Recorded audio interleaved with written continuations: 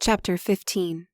Johan spoke in high tones when I approached, like the occasional beggar preachers who would show up at our farms unannounced. Something about the way his cadence rose and fell annoyed me.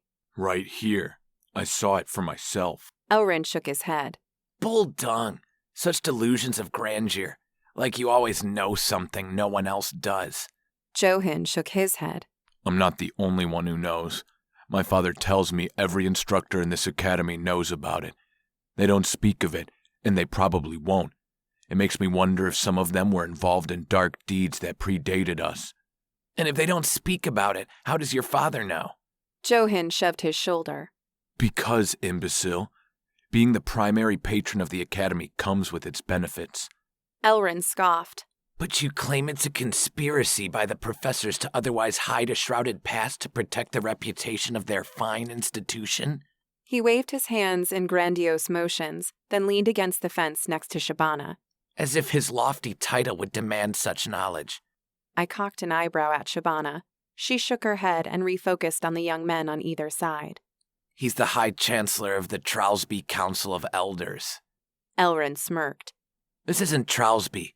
It's Warrington. Trowsby makes this town look like a pig trough. Besides, my father has connections everywhere. I couldn't resist any longer. What are we talking about? Johan grinned from ear to ear. If it hadn't been for the dispositions he'd displayed up until that point, I might have found his chiseled features attractive. Alas, I didn't. The scryer? What's that? Someone who uses magic to find people far away, for foul purpose. Reeks of fairy lore to me. Elrin said. Remind me to never buy a staff from you lest I walk away with a petrified log. It's true. Ask anyone in town. You'll hear it was like a weight being lifted off this place when the evil bastard disappeared. Disappeared? I asked. I admit, a lot of the circumstances surrounding my tale are founded in rumor, so I don't know exactly what happened. He pointed a crooked finger toward the temple in the distance. But this dark presence lived in the below, beneath this very university. I can prove it. Call me a liar and I will do so. Oh, yeah? Elrin shoved his own finger into Johan's chest. You, sir, are a liar. He dropped his hand, then gave a curt nod, but the way his lips quivered, I could tell he suppressed a smile. I homed in on words Johan had spoken. The below? Elrin pointed toward the chapel, then headed off my question. I have no patience for ghost stories. Show your proof, Johan. He pushed off the fence and headed toward the building. The below, indeed. Johan flashed a brief but wide smile in my direction before setting off after his companion. I grabbed Shabana's forearm. What are we doing here? Come on, it might be fun. I love lore. You actually believe all this? Dark magicians living in the bowels of a university? She raised a shoulder. Who knows? One way to find out. I adjusted my clothing sack over my shoulder, reminding me my staff was back in my room. Some sense I should have brought it rose in my consciousness when I stared at the back of Johan's head. Intuition. Trust no one. I sighed. We followed the same cobblestone walkway we'd used to travel from the temple to the first dormitories the day before. What if Roshan sees us? Shabana asked as Johan reached for the door. She's usually near the altar or counseling in the side rooms up front. The back room is barren. He twisted the curved handle, and I hoped it was locked, but he pulled open the door then gestured for us to enter first. When we did, we entered the rear room of the temple. It was like stepping inside a mountain. The walls and floors made entirely of stone. This way, Johan said. He pulled open an interior door on our left, then proceeded down a set of dim stairs. It's dark, Elrin said. How are we supposed to see? Just tread carefully. There are magic torches down here that stay lit all the time. It's pretty interesting. A cold chill ran down my spine. The mere idea of magic fire lent credibility to his claims. But I reasoned the worry away. The faculty might have kept the torches lit, and what did he know? I winked my eyes in succession. Johan Tur. Level 5, human, no class selected. Melee power rating, 8. Melee defense rating, 9. Ranged power rating, 4. Ranged defense rating, 1. Magic power rating, 5. Magic resistance rating, 4. Johan was a level higher than me, and I trusted him about as far as I could throw a saddle. A niggling little voice in my head told me to keep him where I could monitor his movements, in front of me. Then there was the dark staircase. I brought up my mind window, reminded myself to call it an interface, then selected the spell tab. Inner illumination was the lone entry, and I focused on it. Although I expected the winding stairs to burst into view like I stood beneath the sun, the effect was more akin to when I walked with the candle to the great room to meet Roshan. Your light magic skill has reached rank 2. A little icon next to the spell named popped up with the tooltip label when I focused on it. Then a feminine voice spoke in a monotone inside my head. By using ambient light to enhance sight, inner illumination allows the caster to see in dark environments. So, in a place lacking ambient light, I received less of an effect. That I could see the stairs as long as my gaze remained there was the good news. If I raised my head, a little circle of light followed my field of vision, as if I peered through a tight tunnel. At the bottom of the curvy staircase, we came to a circular grate cut into the floor. Johan reached for the handle, then heaved. The gate raised only a few inches before dropping. The sound echoed up the stairs. We all flinched. Elrin reached down to help. Quiet, man. You'll have the whole faculty on us. This is a bad idea, I muttered. Johan smirked up at me as he gripped the handle with Elrin. Oh, don't be such a weight. We'll be fine. He cocked his head toward Shabana. Your friend's taking it in stride. Be more like her. I responded with a long diatribe flowing through my head, but I imprisoned it instead of letting it flow through my lips. Such language defied the goddess's will. The grate's hinges squealed when they lifted it. Johan set his hands on his hips and gave me a curt nod, as if this was a fine accomplishment. Yeah, you opened a grate. Fine indeed. Oh, master, how you shine a beacon of the light before us. He gestured into the hole. There's a ladder. Have a climb. I shook my head. No way. You first. He rolled his eyes. Such bravery. What did you do before you came to the academy, anyway? I worked our farm. Ah, the second oldest profession in Enora. Oh, and what's the first? Prostitution. As Johan started down, Elrin chuckled. He threw me a silent expression of apology, then followed. Shabana next. Then I turned, peered up the stairs, then back down at the hole. I'm so going to regret this. I kicked around for the ladder's rung, and one of my sandals dropped free. Hey! Johan yelled from below. Sorry. But I wasn't. At least it missed the other two. About halfway down the tube, the light of my seeing spell bloomed brighter, then more when I reached the bottom. We stood in a curved brick hallway with torches on each side, spaced about 20 feet apart. See?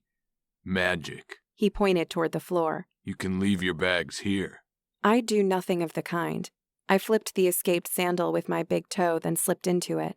A nearby torch cast its flickering light off the bricks. Eternal torch. This torch boasts a magic rune that allows it to burn constantly. Type, one-handed weapon. Slot, main hand. Quality, common.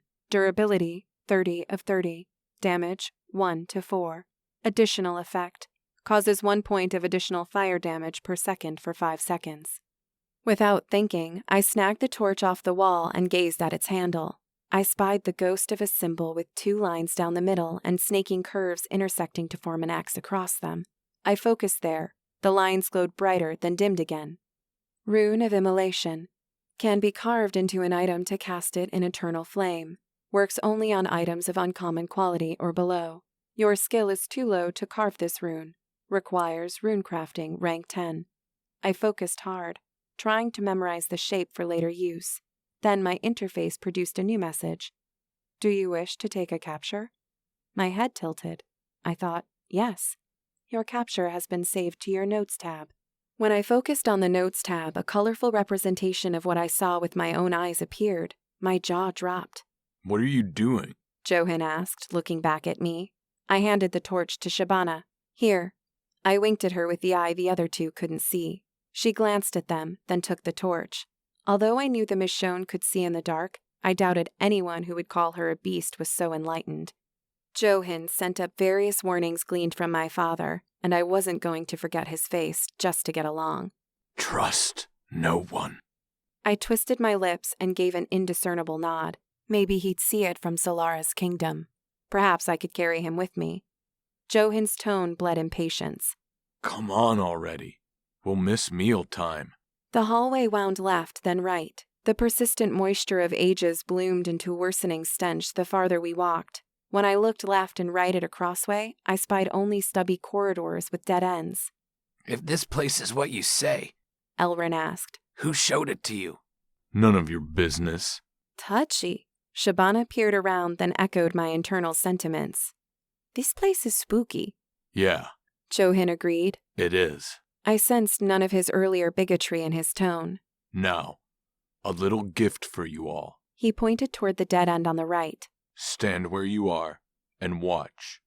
Johan strolled toward the wall, then set his hands on the moist surface. Focus right here.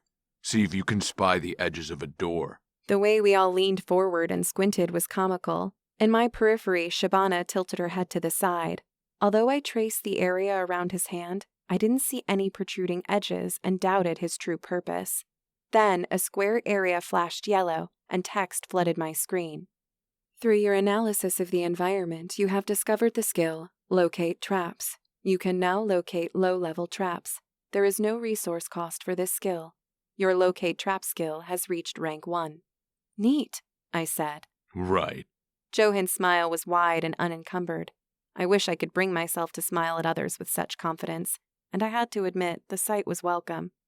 So it's a trap? What will happen if we mess with it? No, it's just a hidden door. It confused me at first. Apparently our interfaces treat traps and doors as the same.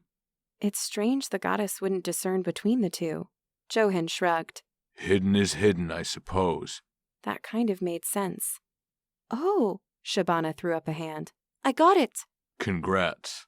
Johan accentuated the word with a friendly nod and smile. Then he turned his gaze on his friend. Elrin? He traced the outer line with his finger, but Elrin still didn't see it.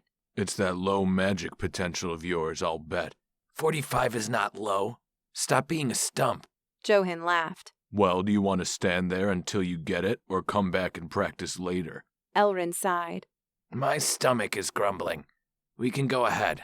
Johan pushed the secret door open, then we flooded through. We followed a long hallway until reaching another door of vertical wooden slats. When I focused on it, I spied the subtle imprint of a circular marking with lines squiggling through it. Your rune crafting skill is too low to read this rune. Carvings covered its face, so I took a quick capture for later analysis. The door opened soundlessly as we pushed inside. The room beyond was wider than I'd have guessed, and formed by 5 walls. A desk with a thin covering of dust sat at its center, and an empty bookcase that came up to my chest sat on the farthest wall. The place was otherwise empty. But as I stepped toward the center of the room, a strange warmth flooded over me. The chilly air I'd ignored because of my persistent focus on both Johan and the environment suddenly dissipated, gathering my notice. Shabana crossed her arms, then rubbed her hands furiously across her shoulders. Do you feel that? It's cold here. Cold? Could an affinity for shadow magic overwhelm the light? That's your light affinity at work. The scryer who dwelled here left a mark on the place. That's my guess anyway. Johan rubbed his own arms, then pointed at the desk. I think this was his study or something. Shabana, Johan said. check this out. He raised a finger toward the side of the door. The Michonne and Elrin followed. I ran my finger across the dusty top of the desk, stared at the results on its tip, then looked up to find Johan holding a long iron key in his hand. He flashed a crooked smile. Let's see how Miss High Magic Potential gets out of this one. Elrin shoved Shabana through the door, then Johan followed. The door slammed shut as I rounded the desk and headed for them. When I got there, I grasped the handle, yanked. It gave for a moment, then slammed shut again. There was a resounding click, followed by laughter from the other side. I fumed and banged the door. This is not funny. The laughter grew louder, then trailed off, as if they were walking away. Would they really leave me here? Shabana? As I pressed my ear to the door, I heard the low clicking I'd noticed in the Michonne's throat when she chuckled. She was laughing with them. Don't miss the midday meal, Johan heckled through his chuckles. We wouldn't want you to go hungry, farm girl. A moment later, I heard the heavy hidden door at the opposite end of the hall slam shut.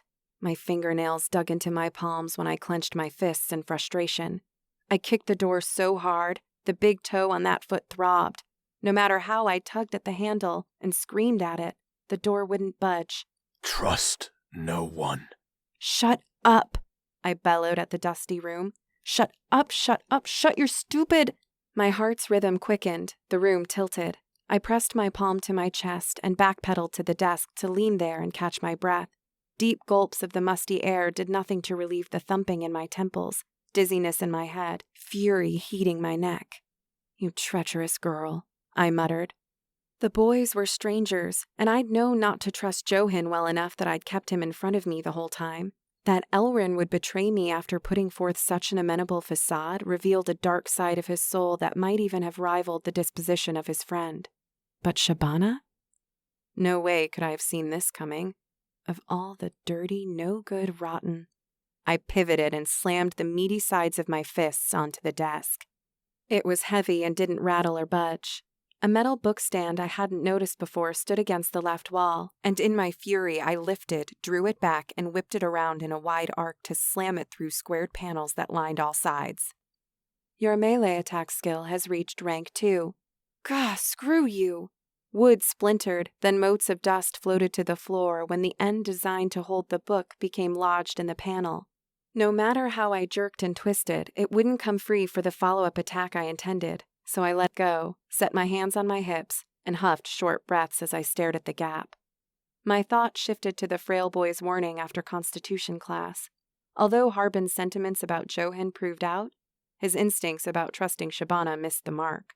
A wave of heat warmed my sandaled feet, then shot up my legs. It split into 2 waves, then coursed up either side of my torso until it streamed through my arms and up my neck. My face burned and droplets of sweat formed on my forehead. The world turned pink, then red. No, not again. I squeezed my eyes shut, then drew a deep breath.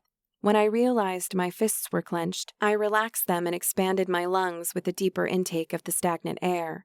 The stand's weight brought it rattling to the floor. I jumped, but the heat dissipated as my eyes shot open. Something caught my attention in the recess beyond the splintery gash where the stand's top had penetrated. What is that? After a moment's hesitation, the world righted itself. The color in my field of vision withdrew. When I was sure the vertigo had passed, I drew closer to peer through the gap. Thanks to my seeing spell, the space on the other side of the jagged slit wasn't pitch black as it otherwise would have been. I reached inside, ran my fingers down the patterned surface, grasped the object, then withdrew it. The green leather was smooth. When I blew the cover, a thin cloud of dust erupted into the air. Ornate indentations on its face formed a circle with horizontal lines crossing it. I took a capture, set the tablet atop the desk, then reached inside the gap again. When I ran my fingers along the inside, they touched more leather, then more, but I couldn't reach far enough to gauge just how many books were in there because of the narrowness of the slit. So I ran my fingers along the edges of the panels, but to no avail. When a better idea formed, I stopped, stepped back, squinted and gazed at the wall. My rage forgotten, my focus intense, I stood so still, my knees tingled for lack of circulation. Then a golden glow surrounded 3 panels. Your locate trap skill has reached rank 2. At least I got something for this mess. A square section on the right side of the farthest panel from the door glowed brighter than the rest, so I reached inside, then squeezed. There was a loud click. Out of pure luck, I recalled the name of the skill was locate traps, keyword being traps, and I jumped to the side just in time. With a whoosh, something ejected from beside the panel, then shot across the room. Long, needle-like projectiles lodged into the far wall, then wispy green tendrils of smoke rose from them. I backed into the farthest corner and focused on their silver shafts. Poison needle, level 5. Type, trap projectile. Damage, 15 to 45. Added effect, 15 poison damage per second per successful needle penetration for 1 minute. The smoke dissipated in a few heartbeats, but my mind had turned to the math. If 1 needle had slipped into my skin and caused only the minimum 15 points of damage, the added effect would have caused a total of 915 damage over 1 minute. Since my first constitution point provided 80 hit points and each addition added 8, my total score of 18 allotted me a total of 216 HP, which meant I'd have been dead in under 15 seconds. Even less if I'd been struck by all the needles. Thank goodness you taught me numbers, Baba. Now I have a whole new way to be horrified. A quick glance at my health meter verified the math. Snakes of trepidation slithered down my back. Then an unexpected surge of excitement rushed through me. Whew, I could be dead. I scanned the wall for more traps, but didn't spot any. Still, I double, then triple-checked the wall, taking a few minutes before gaining the reasonable amount of certainty there were no other threats. But I dropped to my knees and reached up, just to be sure. When I slid the panel on the right, it overlapped with the closest on the left, then those two overlapped with the third. Behind them sat long rows of unfinished wooden shelves filled with leather-bound tomes. Did these belong to the scryer? Or was that lore just a lie to lure me down here? I tugged one of the thicker tomes free and tested its weight in both hands. Like the previous book, burned-in impressions formed a unique pattern on its face. The quality of the bindings made me wonder if the occupant of this place, whether a scryer or an instructor in the university seeking privacy, had bound them. When I set my palm against the runes, I noticed their warmth. Although I fingered the edges, a nervous ping inside my head kept me from opening the tome. I dropped it atop the first one I'd withdrawn, then turned my attention back to the shelves. When I'd emptied them and stacked the books with every edge perfectly aligned, they reached as high as my chest. Then I turned my attention to the panels on the opposite wall. Your locate trap skill has reached rank 3. When I approached this time, I eyed the corners of the square on the right before touching the panel. A glance across the room revealed the needle's ejection points through holes surrounding the latch, but the occupant had to access the panels, so how had that person opened them without triggering it? I walked along the length of the 3 panels on the new wall, tapping at random. The glowing square representing the trap was the only one like it, so I reasoned it was probably safe to test the surface, as long as I stayed clear of the needle ejection points. But by the time I reached the other side, I discovered nothing. I dipped to my knees again, set a palm on the 3rd panel at the opposite end from the trap, then pushed. Another audible click. This time, a low rumble accompanied the sound. The panel slid to the right on its own, overlapped the next, then the 2 overlapped the one with the trap. So that's how you did it. Anyone reaching for the latch would be annihilated, but you could release the mechanism with a simple push. Tricky devil, weren't you? My chin dropped when I peered inside the recess. Leather tubes stacked high along the shelves. I grabbed one, pulled off its hard cap, then shook loose a scroll. As I gently unrolled it, I barely touched the surface. My excitement returned until I spied the writing inside. Jagged lines, strange shapes, nothing legible. Just my luck.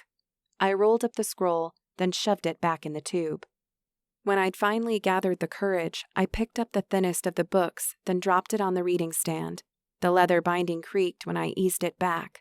Light bloomed from the pages, casting a glow across my face.